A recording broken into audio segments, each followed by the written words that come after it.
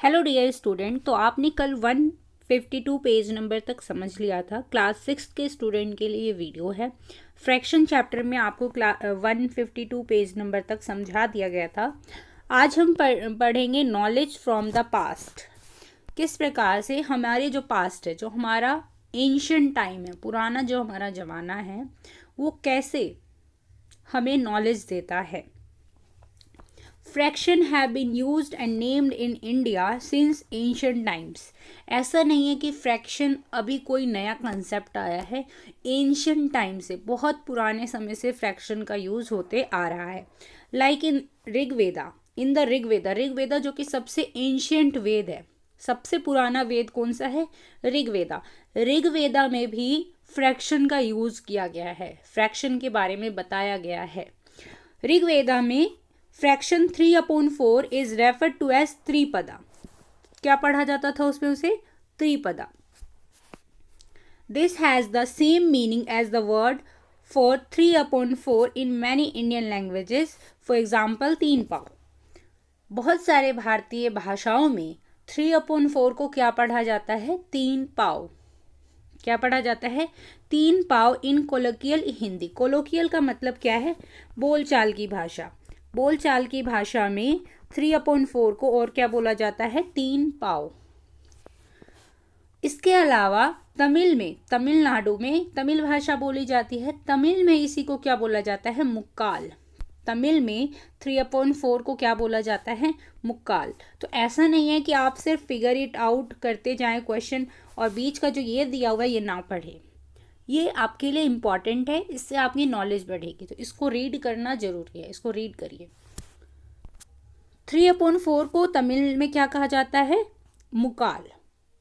और ऋग्वेदा में क्या कहा गया है? त्रिपदा। अब आगे आते हैं। क्वेश्चन नंबर 5 अब आपको यहाँ पर करने को दिया गया है, जिसमें आपको क्या करना है? Arrange this fraction words in order of size from the smallest to the biggest in the empty box. यहाँ पर आपको कुछ फ्रैक्शन वर्ड्स दिए गए हैं, आपको उसको स्मॉलर से, यानी सबसे छोटा कौन सा है, और छोटे से आपको बड़े की तरफ जाना है। यानी कौन सा ऑर्डर है? Ascending order. असेंडिंग ऑर्डर में आपको अरेंज करना है। सबसे पहले आपको पता होना चाहिए कि इन्हें लिखा कैसे जाता है। लाइक यहाँ है 1.5। 1.5 मीन्स क्या है? 1 फुल एंड हाफ। ठीक है, यहाँ एंड वर्ड को आपको ध्यान रखना है। 1.5 यानी 1 फुल और हाफ। अगला है 3/4। क्वार्टर का मतलब होता है जब आपका डिनोमिनेटर 4 होता है ना, तो उसको हम क्वार्टर पढ़ते हैं। 3/4 means 3/4।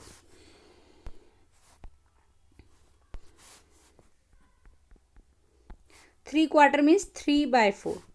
1.25, 1 full and quarter. Quarter means 1/4। सिर्फ क्वार्टर लिखा होगा तो उसको हम क्या पढ़ेंगे? 1/4। हाफ, हाफ को कैसे लिखते हैं? 1/2। क्वार्टर को कैसे लिखते हैं? हमें बताया मैंने, 1/4। 1/4 को ही क्या पढ़ते हैं हम? क्वार्टर। अगला है 2.5।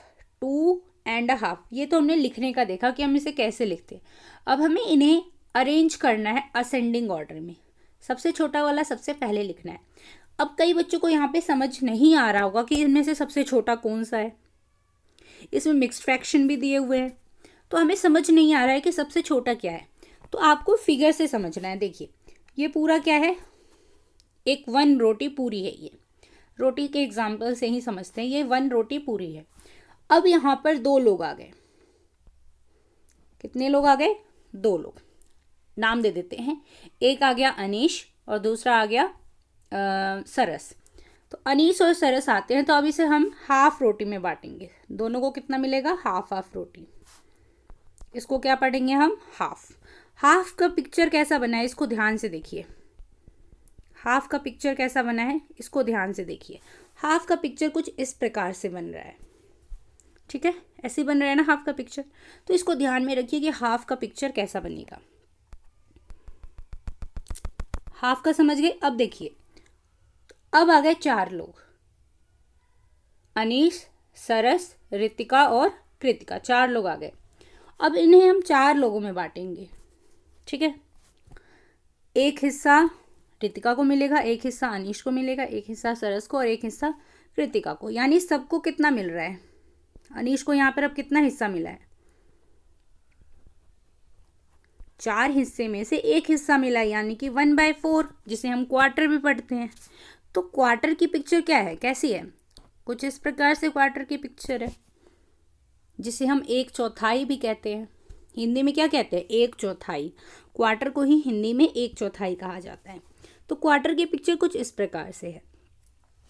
आपको ये 2 पिक्चर समझ आ गई कि हाफ कैसा होता है और क्वार्टर कैसा होता है। बस यही 2 आपको ध्यान में रखना है अभी। अब इसको हम समझते हैं। सबसे पहले हमें क्या करना होगा? पिक्चर को आपने समझ लिया कि हाफ कैसा होता है और क्वार्टर कैसा होता है। इसके बाद जो आपके फ्रैक्शंस दिए गए थे, फ्रैक्शन वर्ड्स, उनको आपको नंबर में लिखना है। ठीक है, सबसे पहले दिया है 1.5। तो 1.5 की पिक्चर कैसे बनेगी? सबसे पहले पूरी एक रोटी और उसका फिर हाफ रोटी। ठीक है, 1.5। अगला है 3/4। 1/4 कैसे बताया गया आपको? 1/4 कैसे बताया गया था? कुछ इस प्रकार से। अब वैसे हमें 3/4 निकालना है, तो 1/4 ये हो गया।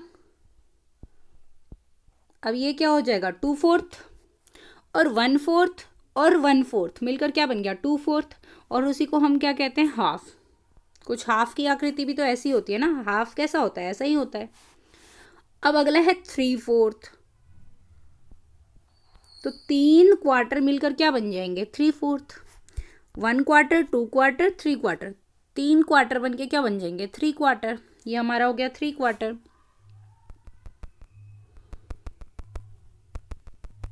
अगला है 1/4। अगला क्या है आपका? 1/4। तो 1 फुल रोटी एंड 1 क्वार्टर रोटी। अगला है हाफ रोटी। पिक्चर से ही आपको विजुअलाइज करना है कि कौन सा छोटा है। 1 क्वार्टर, 1/4 को हम क्या पढ़ते हैं? क्वार्टर। तो क्वार्टर की पिक्चर कैसी होती है? ऐसी। अगला है 2.5। 2.5, तो 2 फुल रोटी और हाफ रोटी। अब इससे हम, इस पिक्चर से ही हम विजुलाइज करेंगे कि कौन सा सबसे छोटा है। तो सबसे छोटा इसमें क्या दिख रहा है आपको? क्वार्टर रोटी कहाँ पर है? क्वार्टर रोटी यहाँ पर है, जो कि सबसे छोटा है। सबसे छोटा है ना, ध्यान से देखिए पिक्चर को। तो सबसे छोटा क्या है हमारा? 1/4, उसी को हम क्वार्टर कहते हैं। तो सबसे छोटा है हमारा क्वार्टर। उससे बड़ा क्या है? हाफ। तो हम लिखेंगे 1/4, उसके बाद हाफ, उसके बाद कौन सा बड़ा है? ये दोनों हो गए। उसके बाद कौन सा है? 3/4। 3/4। उसके बाद कौन सा है? 1.25। 1.25। 1.25। अगला है 1.5, और सबसे लास्ट में सबसे बड़ा है 2.5, जहाँ पर बच्चे को 2 रोटी फुल मिली है और हाफ रोटी मिली है। तो ये सबसे बड़ा होगा। तो आपको यहाँ पर बस इसको असेंडिंग ऑर्डर में अरेंज करना था, नंबर लिख के असेंडिंग ऑर्डर में अरेंज करना था।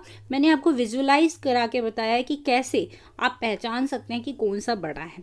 आगे हम इसको करने के तरीके भी सीखेंगे, अभी बस बेसिक्स बताया जा रहा है। आगे आपके इस चैप्टर में असेंडिंग और डिसेंडिंग ऑर्डर आएंगे फ्रैक्शन के, तब हम इसको और अच्छे से समझेंगे। अभी बस आप विजुअलाइज करके समझने की कोशिश कीजिए। आई होप आपको ये क्वेश्चन समझ आ गया होगा। अगर कोई भी डाउट है तो कमेंट बॉक्स में आप पूछ सकते हैं।